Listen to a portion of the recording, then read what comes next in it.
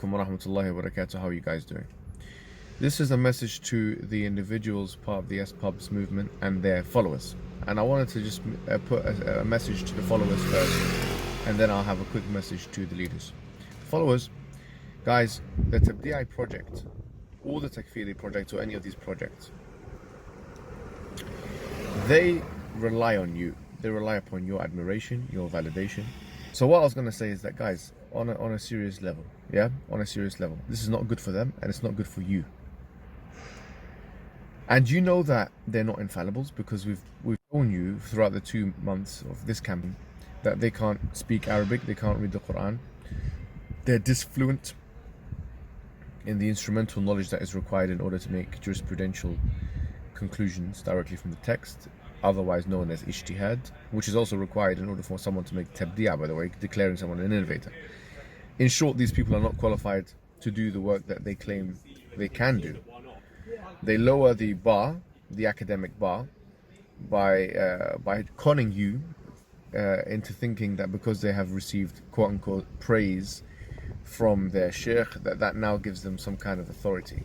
When in reality, you wouldn't do such a thing with a doctor. You wouldn't go to a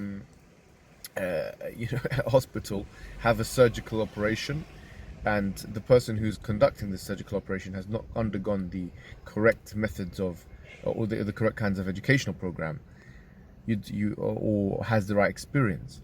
You would definitely not allow that for yourself, and you definitely not allow that for your family.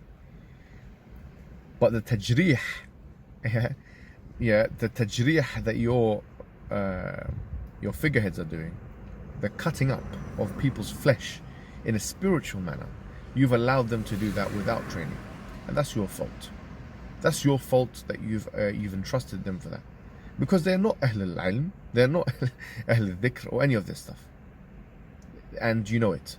We've proved that with all due respect, and it's gone unchallenged. The fact that Abu Ayyad doesn't know the difference between akhar and akhir, and he's disfluent, and I mean, if you were just a da'iyah, I wouldn't even bring this up. But you're someone who claims to make ijtihad, with all due respect, claims to be, and if you don't think tabdi' and takfir are masail ijtihadiyya, then you are grossly mistaken. So the beef that we have with these tabdi'i movements is that they create serious division, unnecessary division in the ummah, based on misdiagnosis and wrong prescriptions, and in this case, wrong tabdi'as. We say to them, and we say to you first of all, the level of admiration and validation that you've given that's fed into their narcissistic supply has done nothing but make them feel infallible and make them have ta'ajjub nafsi, a level of self-amazement that cannot be remedied, actually, unless something comes from the outside, meaning something happens, a life situation. This is usually that changes their perspective altogether. And I think the 2 months of campaign has changed them. How do I know that? I'm not a psychoanalyst here, but I think that that is the case, because when you see someone like Abu Ayyad, who's never come on the screen or made a video publicly, make a video scrambling on his channel, talking about the dates when he made this lecture, where he made the slip up about Sulaiman, and subsequently mentioned a hadith which was min al-Isra'iliyat and did not clarify that it's min al-Isra'iliyat, then I say that that is us achieving our objective. With all due respect, we made you defend yourself. And I'm not saying this, wallahi, we do that as a rahmah, because Ahl Sunnati wal Jama'ah should be known for 2 things, as Ibn Taymiyyah said: that they're upon the truth and that they're people of rahmah.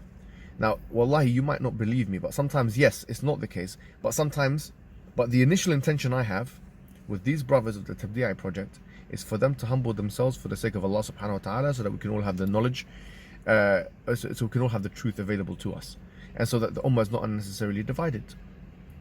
And I do that out of love for them, actually. I love for them to come to guidance. I'd love for them to come to truth. I'd love for you guys as the followers to come to guidance and to truth, and to keep away from these extreme or fringe opinions about the deen of Islam. And I want to finish off by saying something very important, that when it comes to what is the manhaj of the Quran and Sunnah in dealing with allegations, the Prophet Muhammad ﷺ said in the hadith, if people's allegations were taken for granted, then لادعى يعني أموال دماء الناس وأموالهم أو كما قال صلى الله عليه وسلم. Something like, then people's blood and people's money would be alleged, and then people's money and people's blood would be taken as a result of that. He says, and this is, and subhanAllah, look at the principle here, the jurisprudential principle, which is actually a logical principle. It's beautiful. Internalize this. ولكن البينة على المدعي واليمين على من أنكر. This is beautiful. ولكن, however, the burden of proof is upon the one who's making the claim, and an oath is to be taken for the one who's negating that claim. This is a principle. That's why I said to Abu Ayyad, I put it on Twitter, about the dates that he was squabbling to try and find. In 2000, he first said, I think he said 2011, then 2010, or whatever. I said, if you say it's 2010 and say, Wallahi, may the curse of Allah be upon me if I'm lying, but even if you just say Wallahi, yeah, then khalas, bismillah, I'm going to retract the point, the 2010 point. That's not an issue for me. The issue is not this. The issue is that you can't take it upon yourself, brother, yeah? And this is my message to him directly and to all of his friends. You cannot take it upon yourself to admit when you are wrong. You cannot take it upon yourself, and this is a serious sign of kibr. And with all due respect, I'm not saying I'm alleviated from these tendencies and all these things. The Prophet ﷺ, and this is maw'idah li nafsi, this is I'm reminding myself here. He said, لا يدخل الجنة ما كان في قلبه مثقال ذرة من الكبر. That if you don't go into Jannah, wa'id, whoever has a mithqala dharra, yeah, an atom's weight of kibr in his heart. Me and you, brother, we have to think about that, because we don't want kibr. We don't want our feud to allow us to go to hellfire, because we start to think in grandiose terms of ourselves with ta'ajjub nafsi and self-amazement, and to try and feed our narcissistic supply and validation, admiration, all of these things, and that's all we care about, and we're intoxicated with that. That I have that potential, and you have that potential that can happen to us. Don't let this whole facade of cult and this and that be the thing that sends you to the hellfire. With all due respect, just admit when you make a mistake. It disarms everybody. With all due respect, it's a great way of disarming someone. Say, look, yeah, I shouldn't have mentioned that Israeliyat hadith as if fi maqam hadith, as if and not clarified to the people this is not from the Nabi sallallahu alaihi wasallam. I shouldn't have been so dogmatic about the geocentric position, you know, and said that if you don't believe the sun goes around the earth, then you're committing kufr.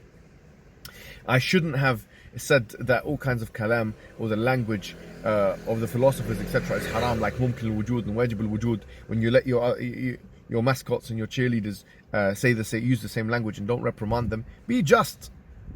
Be just. If it's one standard, it's one standard for everybody. Yes? So yes, be just to the people. These are academic points which have become unrefutable now. And the fact that you haven't even answered them, to me, shows very clearly that you don't have a response for them. And it shows everybody that you don't have a response for them. These are the points. Let me repeat them.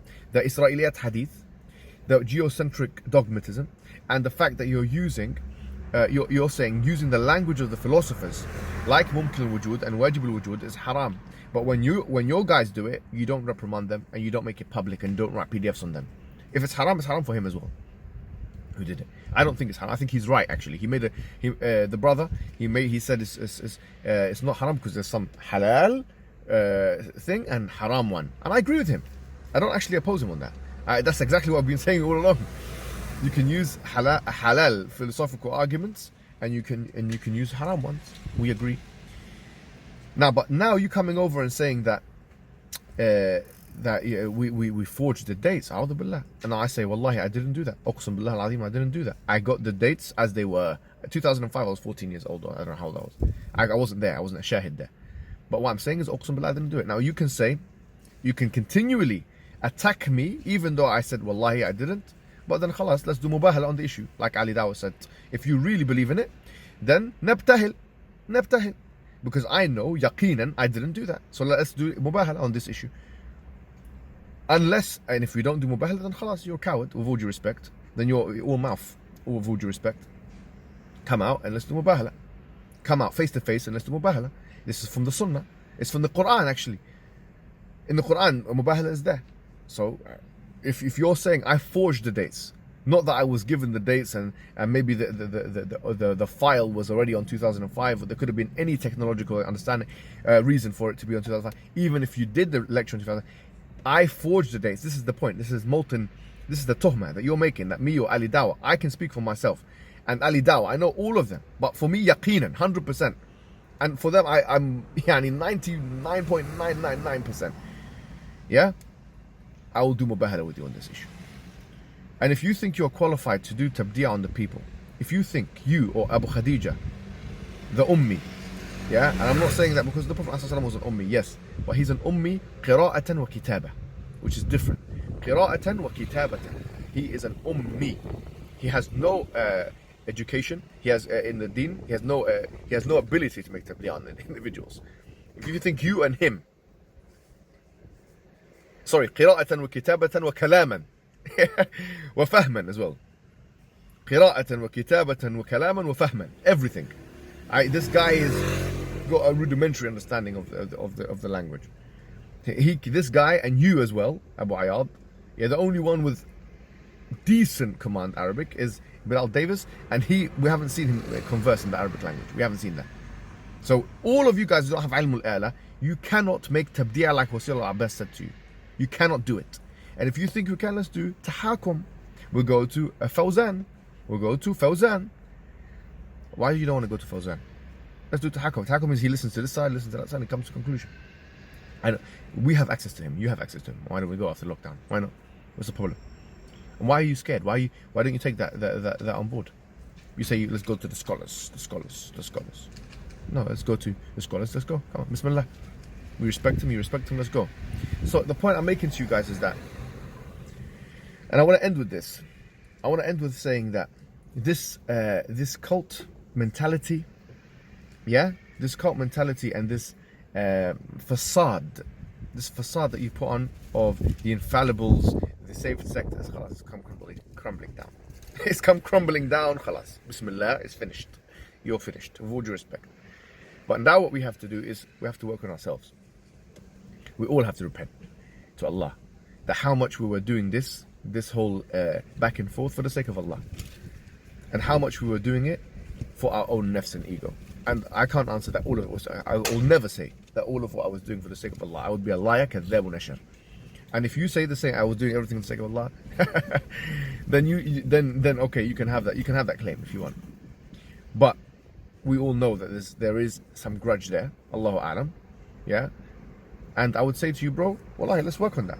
Let's work on ourselves. Let's work on our nafs, because reputations blackens and darkens and hardens your heart. So let's have a muhasabat al-nafs session where you're thinking about all the things you've done that are wrong. Write them down and just make a PDF against yourself, bro. That would be beautiful. Wassalamu alaikum wa rahmatullahi wa barakatuh.